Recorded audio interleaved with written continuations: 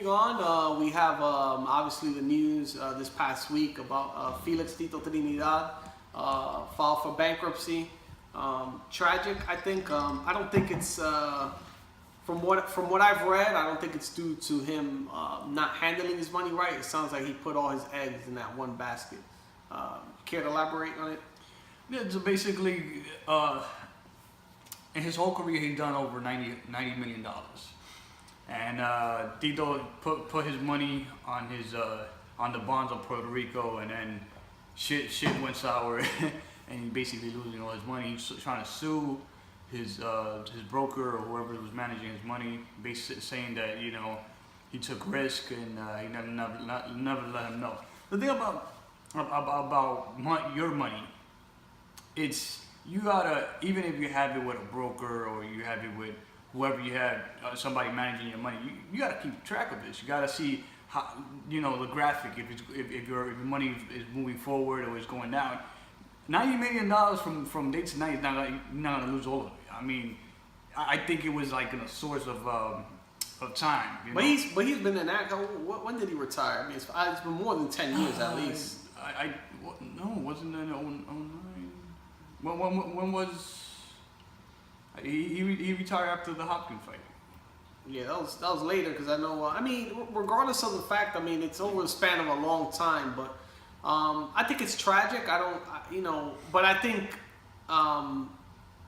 he should have. I think he put too much trust in his advisor, whoever handles his money, which is sad because I mean, if you have someone to trust your money with, you build a relationship with that person, you expect them to do right by you. And it's just sad because the fact is it's that much money. It sounds like what happened Rocky was it 2, 3 or something? His advisor screwed him over his money. In this case, what's going on, for those of you who don't know, in Puerto Rico,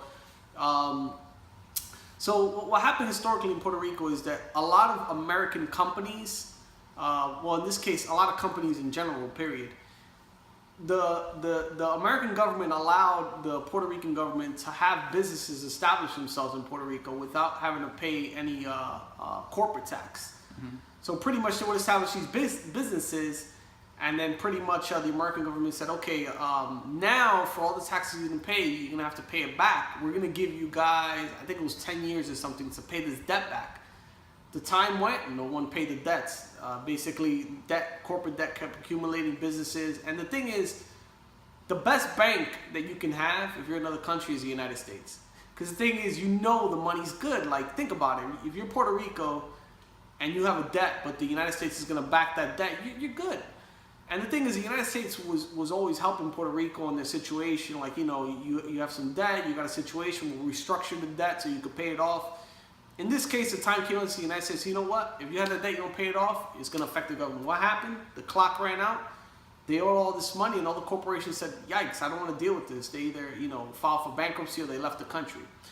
The problem that's related to Trinidad is that he put his money into government bonds. And with government bonds, the money is very secure. I mean, in this case, it has to take a disaster at a state level to where the governments run out of money.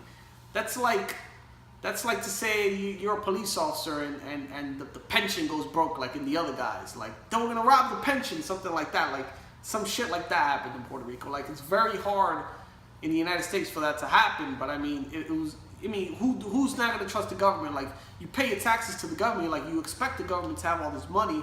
So Trinidad is like, you know what? I trust the Puerto Rican government. I live here, was born here. I'm invested here, I live here. They're going to do right by me, and I don't think anything's happening. I don't know if he looked into that, but that's what happened pretty much when time came. It's like, you can't keep your money more secure than the government. The government, if they tell you they're going to pay you a rate of return this high, and you get it's great. I mean, I remember a while back, I don't know if you're familiar with this, in the Dominican Republic, the banks were paying interest rates of 7 to 10%. This was a while back. Mm-hmm. It was to the point where I knew family members, they were putting money over there because the rates were insane. They were better than the United States. Yeah. Obviously, they couldn't sustain that, so basically they chopped the rates, like they look more like in the States, like 2-3% for savings. Not even investments, savings with a government bank. So the thing is, I'm pretty sure, I was going to say Oscar, Felix Trinidad, he had something similar to where, you know what, it's guaranteed with the government, I have a great rate of return, and my money is going to grow. Even if I have to pay stuff, my money's stable. So it's just tragic what's going on in Puerto Rico. I mean, you know, there's a lot of people from Puerto Rico leaving. They're coming to the United States. Obviously, they're a Commonwealth, so they can travel back and forth to the United States.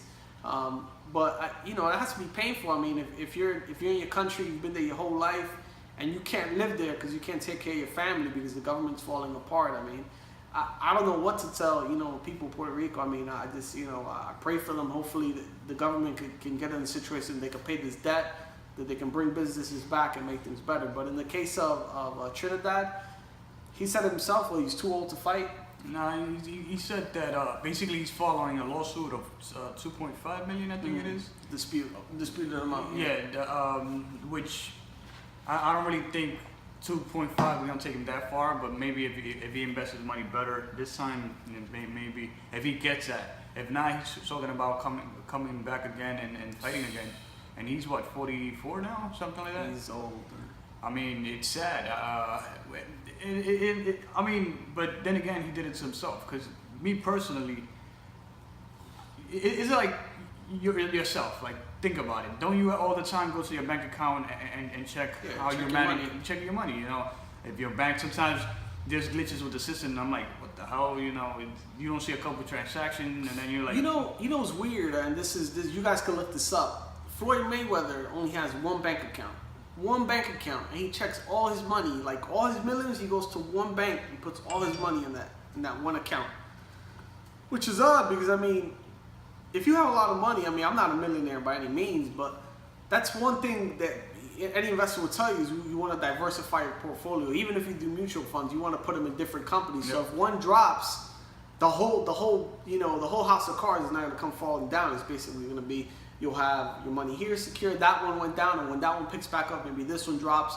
So you're always going to be stable because you're spread out evenly, as to where if you have all your money in one place, if that takes a dive, you take a dip for sure, which is not good. But I think in that case, I mean, I don't know if they just said it was in the Puerto Rican government, but in Puerto Rican bonds, but I don't know if he had money elsewhere. Like, case in point, like I listened to From Brooklyn to the World with Paulie Malignaggi. Like, from what he's mentioned on his show, he has a auto body place, obviously real estate property. Like if you're especially in the sport of boxing, you get your paydays. Once you get paid, there's the likelihood once you're not in your prime or coming down, you're not going to get these big fights. So when you get your money, you have to make sure you put it in the right place to where it'll grow for you. So you have to have diversity on there. So yeah, but think about it. I think what 90% of boxers, they go broke.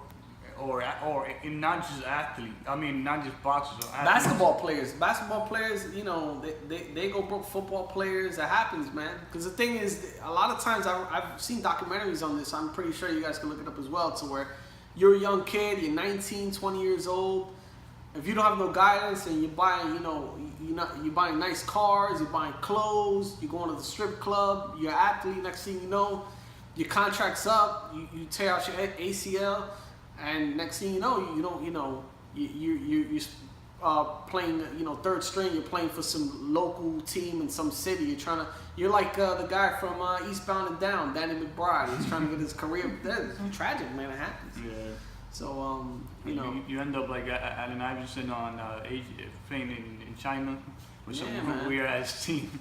But and that's the problem. I mean, I think they should help athletes. Because that's the thing, these kids, they go through high school.